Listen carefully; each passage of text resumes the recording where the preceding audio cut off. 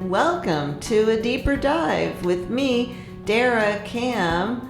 We're back for part 2 of A Deeper Dive with Agriculture Commissioner Wilton Simpson. So your Department of Agriculture, I always say this, we're going to make results, not excuses. You're listening to A Deeper Dive with Dara, a podcast by City and State, Florida. While we're on the topic of agriculture, you've mentioned something about, let's talk about the new immigration law that's in place. What are a couple of months ago, I think at your Tiger Bay Club appearance here in town, you called the law a minimal step to protect the border.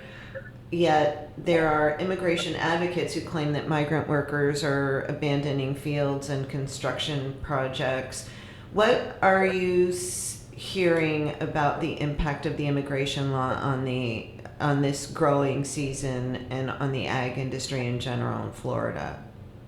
Well, I think a couple of things here. First of all, one of the trips I took with the governor was to the Mexican border several years ago, and we saw the streaming of folks that were coming into this. These aren't Mexicans coming into the United States. These are 100 different nationalities. Yeah. These are cartels. These are drug lords. These are really bad, and not all of them, but a lot of them are really bad people, in some cases terrorists even. And so we have got an open border, and the Biden administration is responsible for this. It could be resolved within just a few weeks with a strong federal government. And the question I would ask to begin with is, what other situation in this world would we allow to kill 100,000 plus Americans a year, like the fentanyl that's coming across our border, and Americans would do nothing about it? There's no war that could be started where we would lose 100,000 soldiers a year and we would not fight back. And the Biden administration's record on this needs to be reflected within this law. That's number one. Number two, I believe the governor genuinely thought that, okay, if in Florida, if we had a strong verify law, that it could stem the folks that are coming across that border from coming to Florida looking for these either handouts or jobs, right? In other words, it would stem that tide. So we're going to do what we can do to help stem the tide from coming across that border. We are not a sanctuary state. We actually passed a law when I was Senate President saying that we were not a sanctuary state. You couldn't have sanctuary cities in the state of Florida. Mm-hmm. When you look at the consequence now of this state law, you've now created a situation where you've got federal law. This is a federal problem, and it needs a federal solution. And so when you start doing state laws, do you disadvantage Florida other states? Do you drive up costs in the state of Florida because there's less labor? And not just agriculture. When you think about agriculture, we have very large H-2A programs, which is a federal program to bring in labor to work in our fields and on our farms. And in agriculture, it's something we could not live without, by the way. Now we're a zero-sum game. We're out of options. And so I think farmers are introducing themselves, a lot more farmers are introducing themselves to the H-2A programs where you have seasonal workers come in and out of the state. But I do think that there are unintended consequences in our construction industry, in our hotel, restaurant, and lodging association. And I don't know that we fully understand the downside to the new law. I know the intentions were good, but again, this is a federal issue that needs to be resolved at the federal level. We'll have every one of our good congressmen come in and say that they wouldn't vote for this or that or the other. And what it does is it leaves us with what we have, which is a dysfunctioning system. And we always politicize this border, right? If you're in the Republican camp, and which I'm solidly in, we do need to have border security. We need to have a wall there. President Trump was doing a great job getting that wall built, in spite of the Congress he had with him at the time. And so we need to get that border security right. We need to stop the stem of people coming across that border. And because we're killing hundreds of thousands of Americans with the drugs that are coming across, there are cartels coming into our country, killing Americans. And there are probably a lot of great people that are coming across that border looking for a better life, wanting a job, raising their family in a community. They're fleeing communities that are horrible communities. But the reality is there's got to be a legal process to allow that to happen. And I think the immigration law that we did in the state of Florida is imperfect because it is a federal situation that is being trying to met with a state solution. And I think that there's no way possible because we can't authorize an H-2A program at the state level. If we could authorize an H-2A program at the state level, well, maybe then, that would solve part of that problem. We don't know the full effects. What I do know is that if the cost, the anecdotal evidence is things will cost more because, we won't be able to produce things in Florida. We won't be able to build, infrastructure will take longer to build, higher wages, which leads to more inflation. And so I think that we don't know yet the full effect of the law that was passed. I do think it's important to note with the fentanyl comes into the country in a variety of different ways. It's not just people carrying it in over the border. I mean, it's being trucked in, it's being aired in, it's coming in through ports, and it is a horrible problem. As you know, I know very well the horrible effects of illegal drugs on families. And I think it's important to note that it's not just people streaming in streaming in as a pejorative term. No, and I didn't say all of it. Right. But there is a vast majority of resources coming across that border. I hear you.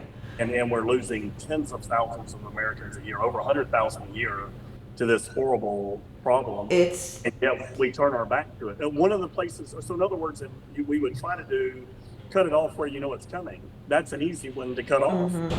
Start there. And it's not like we do not have the intelligence mechanisms. It's not like we don't have the resources in this country to protect ourselves from these type of drugs and cartels. We choose not to do it. You were talking about the federal, what is H2A, right. It's still called H2A, the H2A program. Is there anything else that the state can do to, facilitate workers for not just the ag industry, but for other industries? Or is that just, you're restricted to what's available at the federal level, right?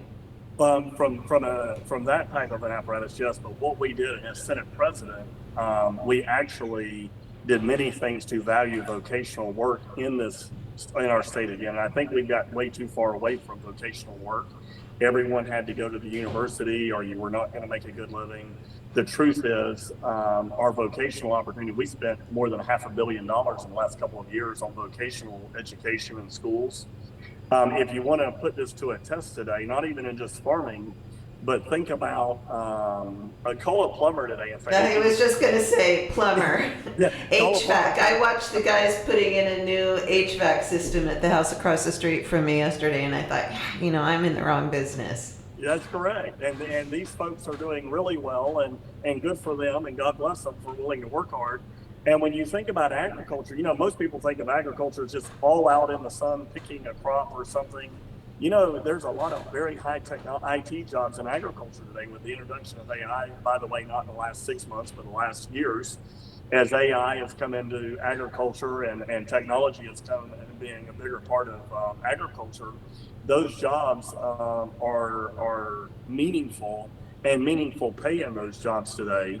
And so I think that agriculture probably has to do a little better job, and we are sharing that, hey, these are great opportunities, and these are career opportunities. Because again, 30 years from now, there's going to be another billion people on this planet. Somebody's got to feed them. And it's going to take a farmer doing it 3 times a day. I just have a couple more questions. I really appreciate you taking the time with us today. I wanted to ask you about the effect that permitless carry will have on your job as commissioner so we're talking about guns now. The legislature passed a law saying you don't have to have a permit to carry a concealed weapon anymore. So what's going to happen with your office that's issuing those permits? So you think those number of permits are going to drop? We've got over 2 million now? That's right, over 2 million. And we believe that there will be somewhere between 5 and 15% decide not to get a permit. But I'll tell you why I believe that's only a short-term phenomena. So what will happen is if you do not have a concealed carry, you have to wait 3 days to buy a gun. No one's going to want to have that 3-day waiting period, so they're going to go get their concealed carry again. If you travel around the country, there's 37 other states with reciprocity. Mm-hmm. If you carry a gun concealed without a permit, you have to have a photo ID identifying who you are on you. If you get stopped, you have to have all of the same. You have to have the same restrictions as you would if you had a concealed carry permit. You can't carry them at certain buildings, certain locations, things of that nature. And here's the big one that I have kept saying, and I saw a couple of our sheriffs address this. If sheriffs or law enforcement discovers that you are constitutional carrying concealed without a card, they have to do a little more further background check on you than locally to make sure you are actually complying with the law, that you're not a felon, that you are having have a red flag. Yeah, and if you have, and I don't like red flags, but if you don't have let's say you're carrying and you don't even have an ID on you, you're breaking the law. Right. And so I think that the vast majority of our citizens, I think it was a good idea. Look, I'm for it. If you want to constitutionally carry, that's your constitutional right. Make sure that you've got your ID on you. Make sure that you don't have any background issues that would create you getting locked up by having a gun on you. And make sure that you do realize that you're going to have a 3-day waiting period and that you do not have reciprocity with the 37 states that you would otherwise have with a concealed carry. You're calling it constitutional carry, but there are folks who think that the legislature didn't go far enough and that constitutional carry really means open carry. So do you support open carry? What I have said many times is on an open carry issue, and I think you're going to see this in my time in the legislature. We did many things. Actually, to get a concealed carry, by the way, locally, through your tax collector, I did that bill in the Senate 6-7 years ago. So we have tried to always make it continuously easier for people to be able to lawfully exercise their rights on their Second Amendment. I think you're going to see the legislature come back in the next few years and say, hey, if you're law enforcement, if you're ex-law enforcement or ex-military, that you can open carry. And so I think you will continuously. Oh, really? I think you'll continuously see this evolve. And I think it's important that lawful citizens, where we have a Second Amendment in our Constitution for a reason, right? Just as most journalism and journalists value the First Amendment, people who are in the most of us also value the Second Amendment. If you are hunting or fishing, you can't open carry today, and so I think there's already some precedent for it, and I think you will continuously see the legislature chip away at what is right. And then I think our society, by the way, in the state of Florida is going to, I think they will discover where that pushback is. But the reality is we have a constitution for a reason. I think it's very clear. And I think when we infringe upon it, we're lessening the value of that document. And so I think it's important we don't do that. 2 quick questions for you. This one may not be quick. Have you endorsed anyone in the presidential race? I am not. Are you going to? I don't know. Okay. I've not, I don't, the question would be to me is what difference would it really make? Does people really care, Right. The endorsements mean a lot from the campaigns, but does Jane and Joe Lunchbucket really give a hoot? I think no. I agree with you. I think they're not as important as campaigns. Look, and the reality of it is I've worked very closely with the governor for 4 years, now 5, and I've watched him and his career evolve. And I work very closely with the president. The president's a very good friend, President Trump, and I watched the effectiveness that he had at the federal level, and which was tremendous with economic wins, with protecting our border, all of the things that President Trump. That Operation Warp Speed. I mean, we can politicize these things all we want, but we had monoclonal antibodies in this country 5 months after the pandemic broke out, which saved thousands of lives. We have antivirals today because President Trump and his team streamlined the process to get these approvals done. And so I thought he did a brilliant job in most cases as president. And when you see what the governor has continued to allow to happen in the state of Florida with our prosperity here and opening Florida early and all the things that we did, I think with me, I've seen really good from both gentlemen. And so, I don't know that I don't think Joe Lunchbucket cares what I think. And I don't pretend that my ego's not that size to believe it matters. But so we'll see as this thing continues to go on, how things unfold. Stick with us. We'll be right back with Florida Ag Commissioner Wilton Simpson. Here at Deeper Dive, we want to hear from you, the listeners. We invite you to send your questions, comments, and feedback to our mailbag. You can reach us at deeperdive@cityandstatefl.com. That's deeperdive@cityandstatefl.com. Get your 2 cents in by sending us an email.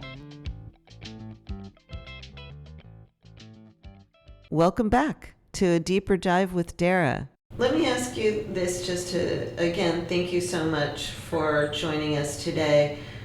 There's been I've been getting a lot of calls from people here in town, in Tallahassee, concerned about these billboards that we see, trippy mushrooms, CBD, Delta 8,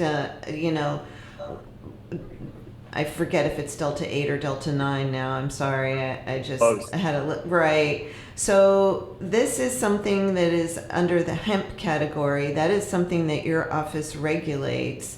Do you have a concern, or is there anything that the department can do to regulate these kinds of psychotropic, euphoria-inducing products that are being sold not through the traditional licensed medical marijuana companies? Well, there's a couple of things I'll say. So I've been told things from the industry. And in the industry, when you have a medical marijuana program like the state of Florida does, and by the way, I was a majority leader to help write that medical marijuana. I thought it was very important that Florida have a thriving medical marijuana program. There's a lot of great attributes and medicinal purposes to the way that if you do it through a medicine form. We were very careful in the legislature to make sure that, okay, this is going to be medicine, right? This ain't a joke. This is a real medicine. You have to treat it like a medicine, and you cannot wander outside the boundaries of this being highly regulated. Very highly regulated, just like all other medicines in this state or country are very highly regulated. So that was very important to us to make sure that was done. In states where you have a very strong medical marijuana program, then you have other folks come in and do the Delta 8s and Delta 9s and other psychotropic type of drugs. And these are then worse. I mean, when I say worse, these medicines are very highly well, they're not medicines. They're just products that people are using to get high. That's correct. And so what they're telling me is when you have a medicinal marijuana problem without a adult marijuana, that people go to these type of operations, and no one was sort of minding the till as this was all happening. Your Department of Agriculture in the last 4 years really didn't have a lot of interest in paying attention to this, I don't think. So under the legislature, and I believe it, now you have to be at least 21 years old to buy any of these products. And we're going to continue to work with the legislature to make sure that these are highly regulated, that, for adult use, where appropriate. And I'm not familiar enough with all of these different products. I know that our industry is very good at continuously upgrading these products. And, a lot of times I think it's confused with marijuana of the 70s and 80s. These are very, very highly effective drugs. And can lead to all types of bad outcomes. They kick your ass. It's not your grandfather's pot anymore. That's exactly right. And with chemists and doctors in the background making these different type of drugs, these are in some cases can be lethal. And obviously, as you mix them with other types of drugs and things, become more addicting, and it's just this downward spiral of our society. So it's something that we're taking very serious.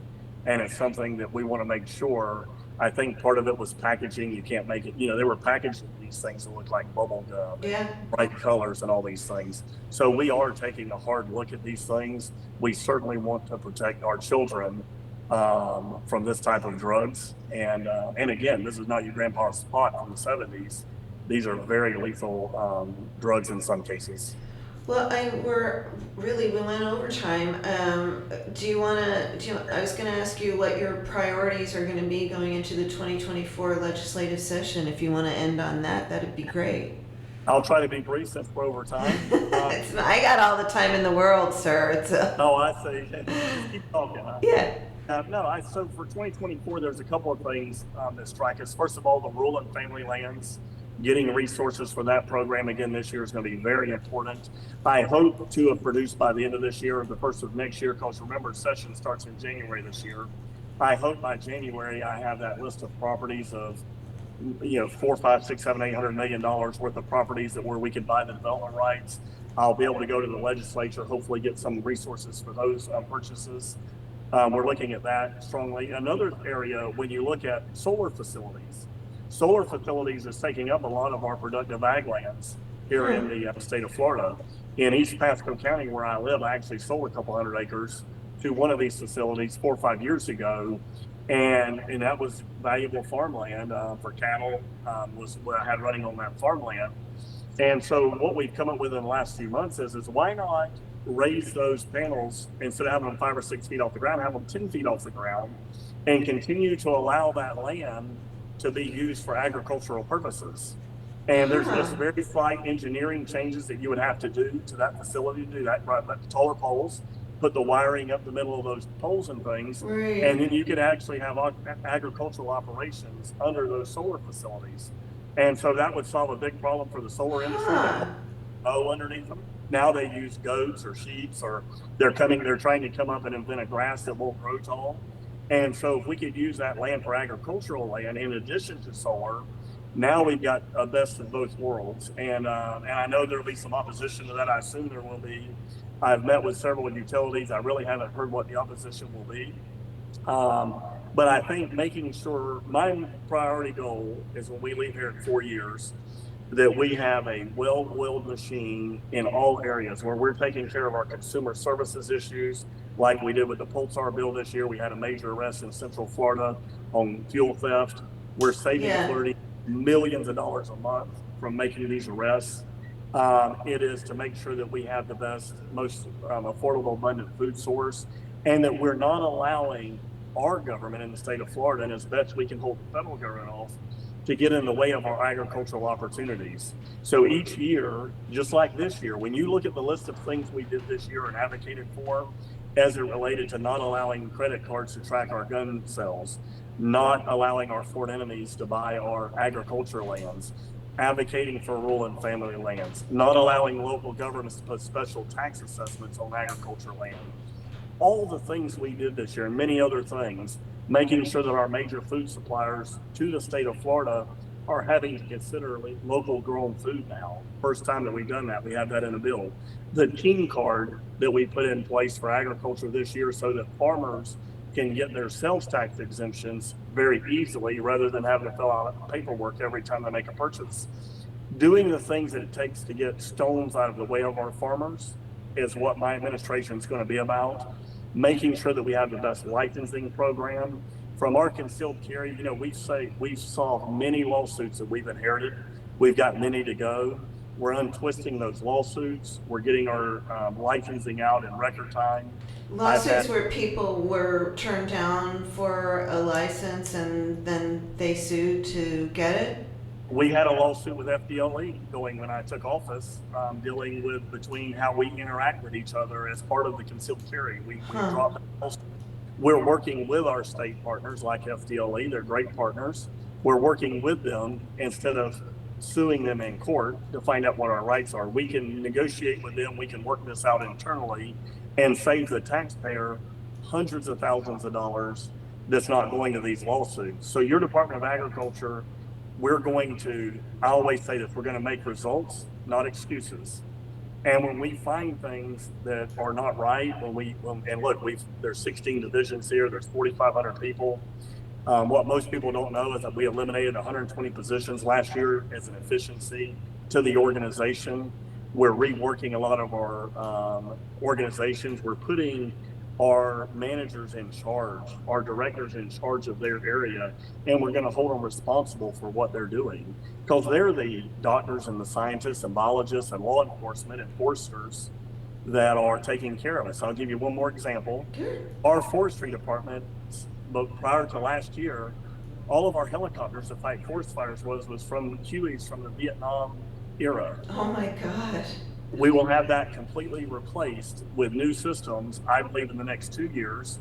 And it's because we realize the value of fighting forest fires. If you watch what's happening in California, we need to have the appropriate equipment in this state, which we are getting. And we put in a lot of money as Senate President, and this legislature put in resources to buy the dozers that we need, the helicopters we need, the planes that we need, the drones, the things that we need to very quickly fight a forest fire. And all of those things seem little until they're not, until there's a fire. I'll tell you, I've covered a number of natural disasters. I covered Katrina, I covered Ian, I covered Charlie, I've covered a lot of hurricanes. When Governor Bush was governor, we had a terrible forest fire season, and I went into the fires with him, and that was the most frightening natural disaster that I have ever covered.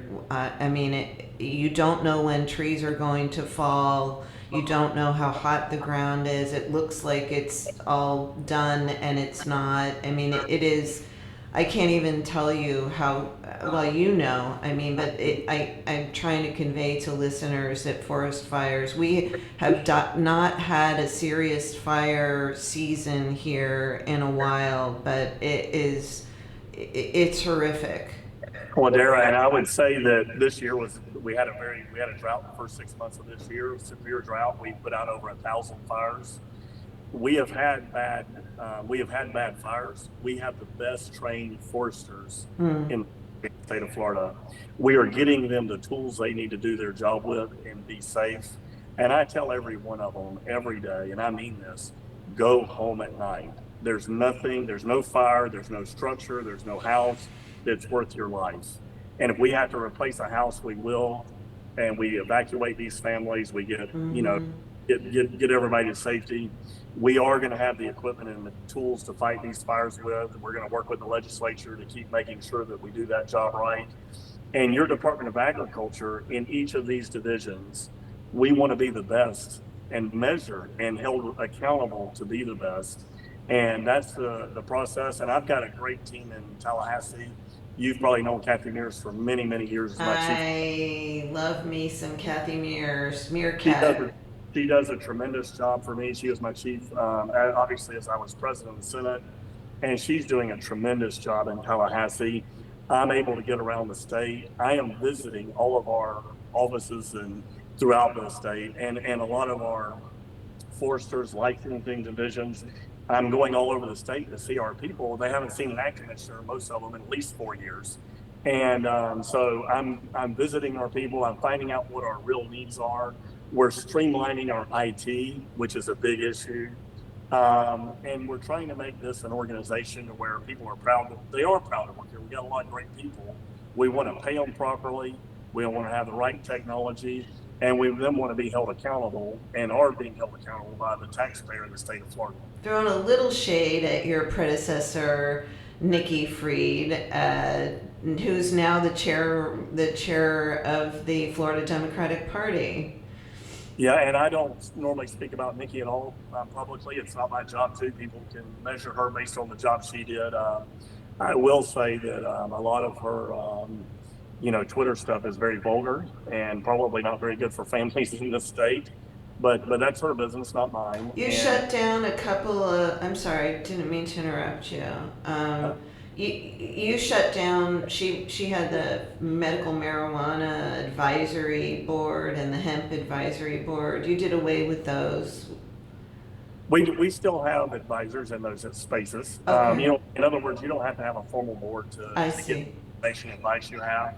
And it's not that I am for hemp. If Florida farmers can grow hemp and make money at it and legally, good for them.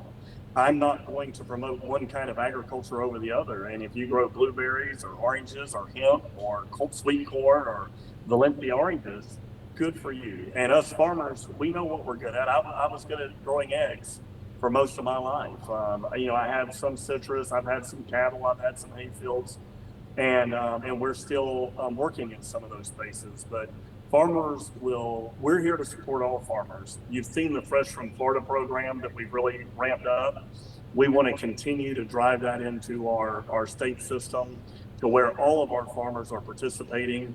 The world trade shows, our state trade shows. We want to enhance the value of agriculture for our ag community, again, because Florida has so many disadvantages. The pressure on our real estate, the environmental restrictions, mostly again from the federal government, the regulatory structure that we deal with here. And we've removed a lot of those obstacles out of the way in the last few years. The update of the Right to Farm Act was something we had done under my presidency, was a critical piece so that people just could not go around suing our farmers for no reason, potentially, in our guesstimation. And so we've done a lot of work for our farmers. We get up every day trying to figure out how can we continue to do more so that younger people will want to come into this great career, and there's nothing you can be more proud of than growing food for the state of Florida and the United States. And there's just nothing to be more proud. Our plants, right? We have one of the largest plant growing industries in the country here in the state of Florida. There's nothing you're more proud of to see your product in these stores, and Florida families and families from around the country and the world are enjoying them. Well, you're preaching to the choir here a little bit. My daughter has a day job, but she and her husband also own their own business, and they do edible landscapes because their whole gig is to get people to be self-sustaining and to be able to grow their own food and, walk out your door and pick your food. And But one last thing I'll say, sure. Dora, this is kind of, I said this to a group the other day and it kind of stuck. So back when I was in school, 50 years ago nearly, they would put, we had to do humanities classes, right? And you would go in these humanities classes and say, why am I going to do humanities? In 1979 or 80 or 81, I'm not interested in those things. And it said, well, it makes you a more rounded person. It gives you a better perspective of the world and these things. And they weren't wrong, right? There was a place for that. Today, I think we should replace that type of operation with agriculture in schools. Yeah. Because very few people, back then everybody knew where their food come from. Today, very few people know where their food come from. And we have humanities all day long on this thing. He's holding up his phone, folks, for Yeah, those who can't exactly. see him. And anyways, And there's something about, because I have a couple of raised beds at my house, there's something about putting seeds in the ground and watching them develop and then picking the beans off the plant, which I just did yesterday. I have little tomatoes, these Everglades tomatoes that are native to Florida. They're full. They are volunteering all over the place, so I'm not even planting them, and they're growing. And there's something about watching things grow and eating them that gives you, there's this intrinsic benefit that you really can't quantify it. that's right. And as a farmer, by the way, we feel that way every day. It's so cool. It is so cool. When my egg farm, I would go there and you're putting, 800,000 eggs a day, 2 million dozen eggs a month in families' homes. I've visited lettuce farmers in South Florida, citrus potato farmers. We visited all over the state, and every one of them have something in common. It doesn't matter if you're in North Florida or South Florida, avocados or mangoes or bell peppers. They're very, very prideful of what they're growing, and they know why they're growing it, and they're trying to make a living, obviously, but they're feeding Americans and they're feeding the world. We have a lot of export business in the state, and people that grow plants and horticulture and things of that nature. And we've got I think the largest in the country here in the state. They're very proud to go to the stores and see people buying them to take them home and put them in their house indoor plants. It's really amazing. Strawberry season in Plant City, you go there, the whole community's proud of the strawberry season. watermelon seasons all over the state, but when you go to see these crops, these farmers are very, very proud of what they're producing. And I don't say we take it for granted as a society, but a lot of times we do not put the weight necessary to understand that that's what creates life. And without those farmers, you don't need a whole lot of other things if you don't have food. And so that's the way I look at it. And I've grown up in farming all my life and worked very hard. The real work of farming, I'm out in the field sometimes, and most of the time, and I don't know how many millions of dozens of eggs I've stacked in my lifetime, and chicken houses I've cleaned, but it gives you a perspective different. And I think it's important that we have leaders in Tallahassee that understand that perspective, because what you don't want to have happen is what's happened in technology, just like with semiconductors during COVID. We don't produce those here. We couldn't get them. You can't buy a car for 6 months or 8 months. There's still a lag on car purchasing now. Yeah, exactly. So we don't do those. Just think if we didn't produce our own food here. And you can live without a new car for 6 months. You can't live without, beef or milk or citrus or bell peppers or vegetables or anything else. And the state of Florida, during every winter time, grows 70 to 80% of the vegetables on the eastern seaboard in South Florida. And think if that were eliminated like some people want to do. And where would we get those vegetables? From probably some other country. And then can you rely on them in times of war, in times of pandemic, in times of peaceful times when they have economic strife in their countries? Or, God forbid, when they get taken over, and they have coups in their countries. These things happen in these other countries.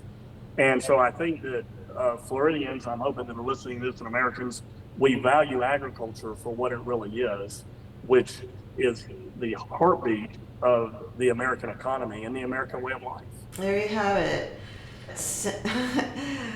I keep saying it. Agriculture Commissioner Wilton Simpson, former Senate President, hence my constant stumbling. Thank you so much for joining us today, talking about the benefits of ag in the state. I really appreciate you taking the time, sir. Thank you, Dara. See you later.